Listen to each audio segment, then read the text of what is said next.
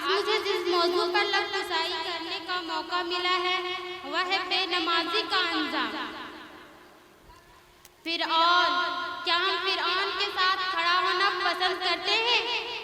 दुनिया में अगर कोई इंसान को कोई बुरा कहता है तो हम उसके बाजू खड़ा होना पसंद नहीं करते, तो कल कयामत के दिन वो फिरऔन जिसको अल्लाह ने दुनिया और आखिरत में जिल्लत से हमकिनार कर दिया, उसके साथ हमको खड़ा होना पड़ेगा अगर हम नमाजों को अदा नहीं करेंगे तो। कारून, अल्लाहु अकबर, उबय बिन खल्फ, इन मुनाफिकों के साथ हमको खड़ा होना पड़ेगा अगर हम नमाजों को अदा नहीं करेंगे तो। और अगर हम नमाजों को छोड़ेंगे मेरे मोहतरम बुजुर्गों, तो हमको उस रहमत के साए में जगह नहीं मिलने वाली, क्योंकि सहीह बुखारी और मुस्लिम की हदीस नबी करीम सल्लल्लाहु अलैहि वसल्लम फरमाते हैं कि 7 किस्म के लोगों को अल्लाह सुब्हानहू व तआला अपनी रहमत के साए में जगह देंगे। वो 7 किस्म के लोगों में एक जो मेरे टॉपिक के मुताबिक है वह लोगों को अल्लाह सुब्हानहू व तआला अपनी रहमत के साए में जगह देंगे जिनका दिल हमेशा मस्जिद में अटका रहता है, यानी जो हमेशा अपनी नमाजों की फिक्र करता है। याद रखिए, वो रहमत का साया जिसको मिल गया वो हर मुसीबत से बच गया, वो हर परेशानी से बच गया, क्योंकि कल वो कयामत का दिन बड़ा खतरनाक और भयानक दिन होगा। हमने मोहम्मद रसूलुल्लाह सल्लल्लाहु अलैहि वसल्लम की कई हदीसों में हमने सुना कि कयामत का दिन कितना खतरनाक और भयानक दिन होगा कि सूरज एक मील के फासले पर होगी।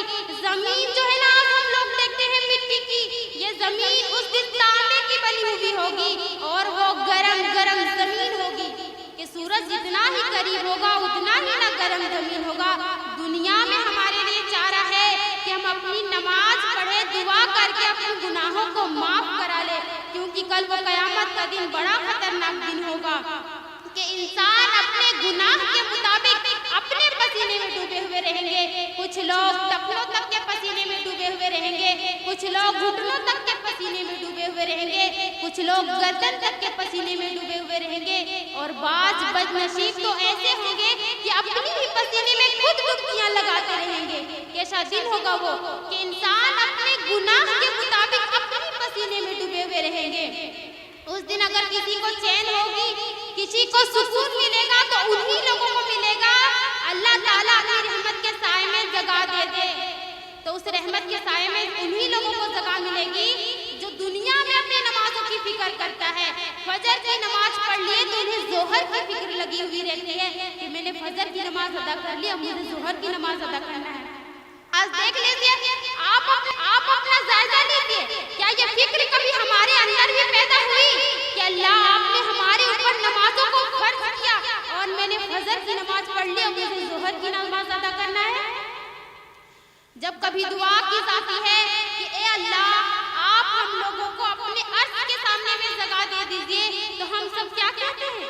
क्या कहते हैं? हम सब आमीन कहते हैं, मगर उस रहमत के साए में जाने के लिए कोई तैयारी नहीं करते, तो कैसे हमको उस रहमत के साए में जगह मिलेगी? कभी एक दिन भी ये हमारे अंदर फिक्र पैदा हुई कि मैंने फजर की नमाज पढ़ ली, मुझे जोहर की नमाज अदा करना है? आज हमारी नमाजों का हाल, अल्लाहु अकबर, आज भूल गए हम नमाज की अहमियत को, इसीलिए आज हमारे लिए नमाज छोड़ना आसान हो गया। अल्लाहु अकबर। आज अगर किसी में नुकसान होता है तो वो सिर्फ हमारी नमाजों का नुकसान होता है।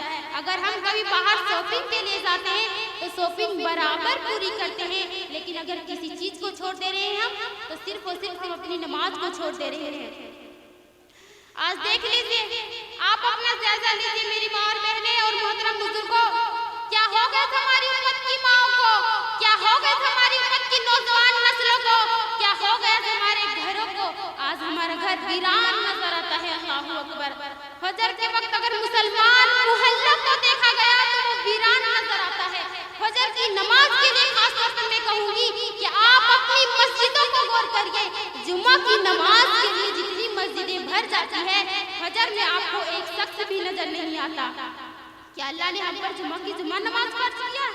आज हमारा मामला कैसा हो गया? आज हम लोग नमाजें अदा कर रहे हैं 8 की, खाट की और 360 की।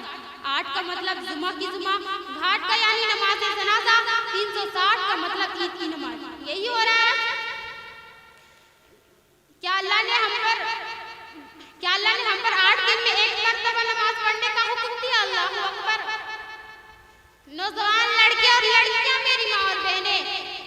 नौजवान लड़के और लड़कियों का क्या कहना है